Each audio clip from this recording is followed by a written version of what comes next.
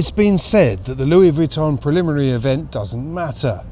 But if you're a team with no points on the board and a team that arrived at this event with high expectations, you'd be feeling the pressure for sure. Whether they admit it or not, that's how Ineos Britannia started the day. To add to the pressure, they were first up on the billing for day 3 as they faced Alinghi Red Bull Racing.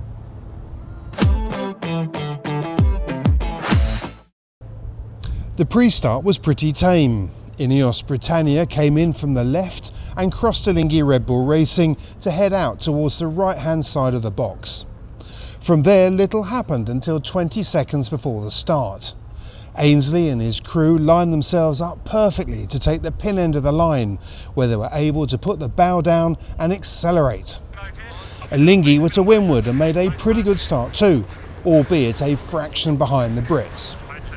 But having built their speed and got their foils on the boil, Ineos started to squeeze to come up to Alinghi and bounce them off onto port.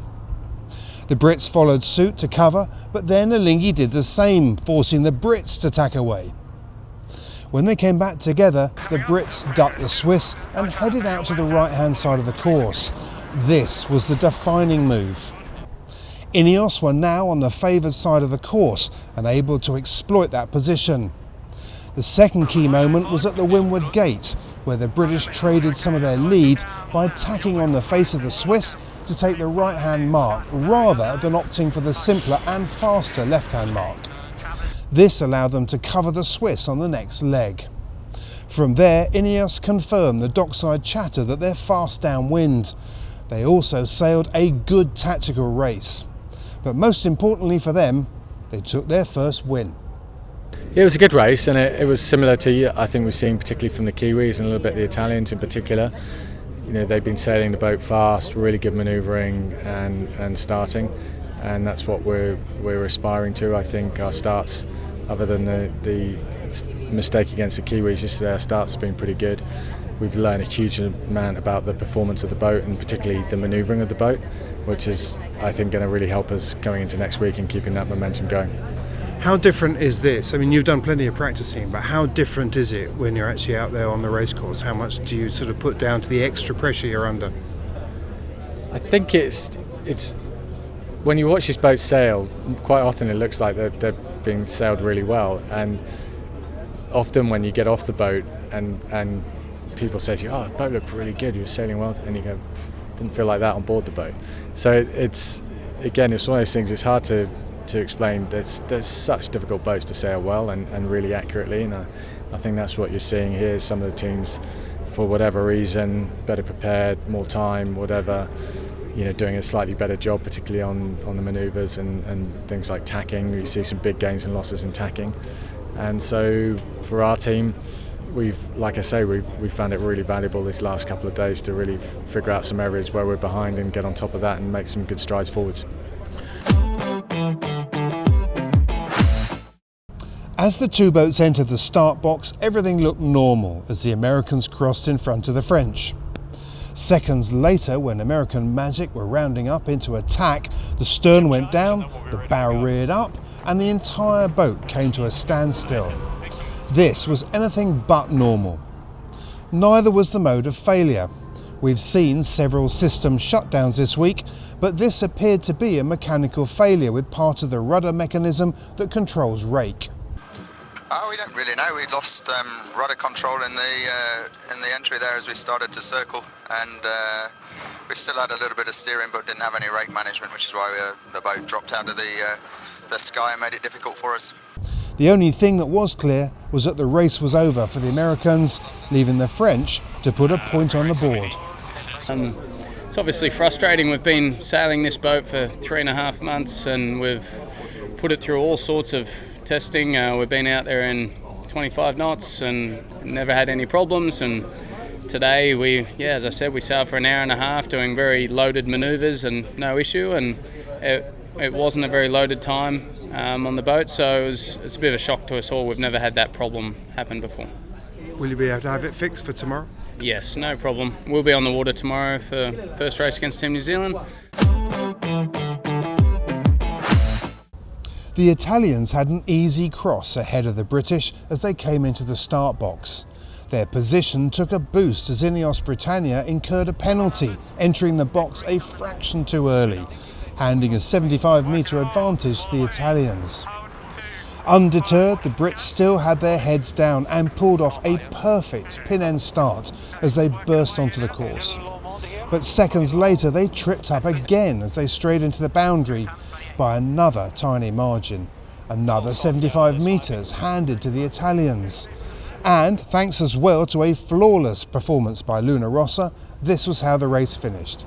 Italy 1, Great Britain 0.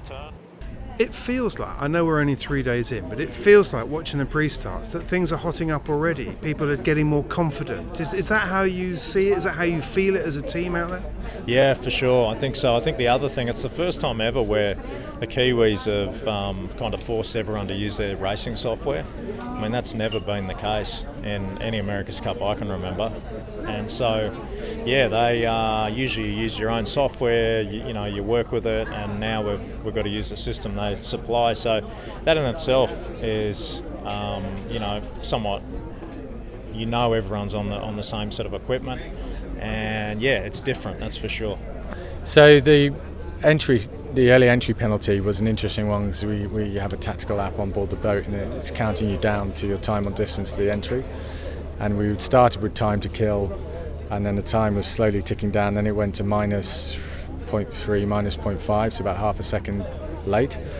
And then just as we got to the mark, it suddenly went to 0. And so obviously I was cursing at that point.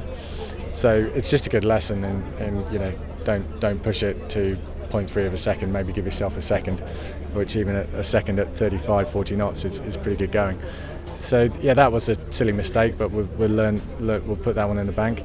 And then I think it was actually a pretty good start in terms of how we were set up against the Italians. But of course we needed to get behind. We were charging off, trying to kill the distance, and just pushed it too hard on the boundary. So yeah, another mistake, but again, good learning to make those mistakes now, and like I say, try and bank those for as we go into next week.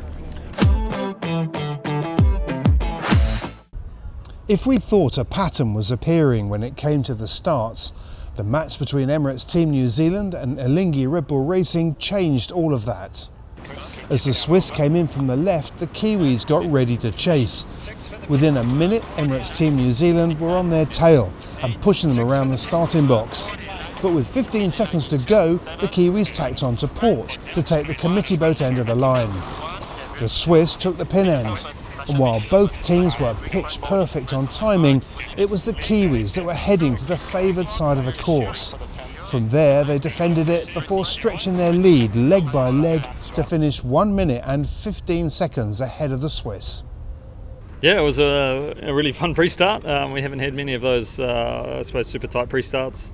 And it was the first one we've seen a split as well. So we're really, I suppose, keen to try that in real life. But yeah, obviously got a good shift after there and managed to show the boat's performance. So really happy with the day. The pre-starts just generally seem to be just gradually getting tighter and tighter. Is that how you see it? Yeah, well, I think everyone's finding their feet a little bit, just understanding, I suppose, when to take risks, when to be conservative, what the boats can actually do, and yeah, you've definitely seen a few races won or lost at the pre-start from, I suppose, errors from teams, but yeah, I'm sure as the event goes on, those will just disappear and these races will get tighter and tighter. So, what have we learnt? The start is really important, and at 35 knots, the start box looks pretty small. Making the start without a breakdown is crucial, and on the racecourse, a small drop in wind speed can deliver a big change in boat speed. When you're doing 3 to 4 times the wind speed, every knot counts. Going into the final day, the Kiwis lead the way with 4 wins from 4 races. Rossa, Prada Pirelli sit in second with 3 wins, just ahead of the Americans. And while there's still some more racing to go before the final, the pecking order looks rather similar to the rankings at the start of the event.